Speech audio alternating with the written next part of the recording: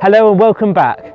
3 years ago, I bought a piece of land as an ecological project to help build up the biodiversity of the area and to learn historical ways that the field would have been managed and how to use the produce of the land.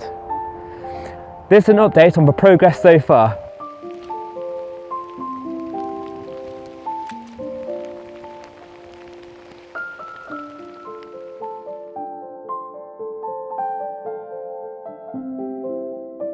During the winter, I planted some new trees, including a quince, medlar and some flowering cherries. I pruned the apple and pear trees to form a good, healthy shape. Cut back the ancient hawthorn hedge, which has grown into large spindly trees to reduce the number lost to wind damage. And I've stored that wood under tarpaulin to be used in a future project on charcoal making once it is seasoned. I've also been scything away for reef on the field, encouraging the grass to take over. And I built a structure out of living willow, which was soon be coming into full leaf as spring approaches. It's already decorated with beautiful catkins. Whilst we're still in winter, I have a few jobs to finish off.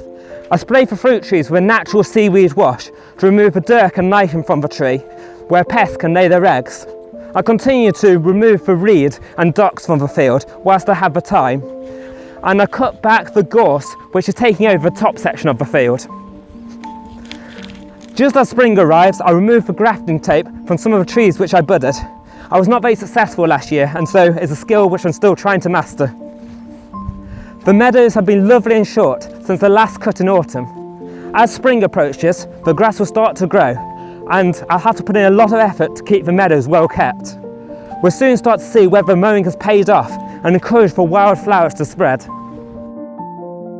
Spring will also give me a chance to start pruning for cherries and plum trees, which I've been holding off until after the winter period to reduce the risk of silver leaf infection.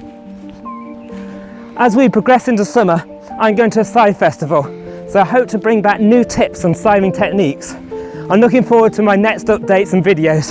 Like and subscribe to be updated on this progress, and check out my channel for my past videos. Thank you, and until next time.